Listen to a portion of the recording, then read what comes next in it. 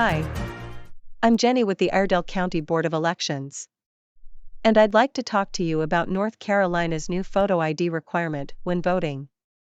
You may have heard that recently the North Carolina Supreme Court reversed its earlier decision and will now allow the North Carolina law, which requires a photo ID to vote, to go into effect.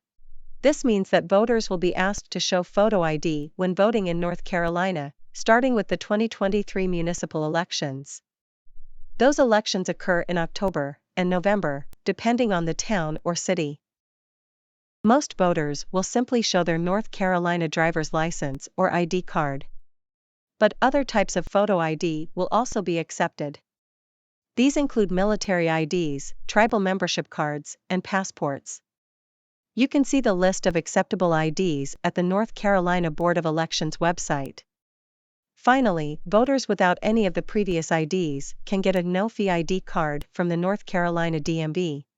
When a voter checks in to vote at a polling place, they will be asked to show an acceptable photo ID.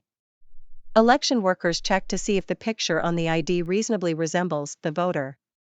The address on the photo ID does not have to match the voter registration records. In order to comply with existing law, voters will still be asked to state their name and current address before they receive their ballot.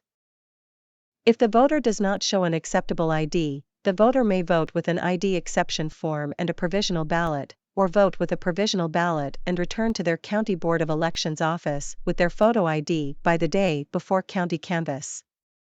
There are 3 exceptions to the photo ID requirement. First, the voter indicates that they have a reasonable impediment to showing a photo ID. For example, their ID was lost or stolen.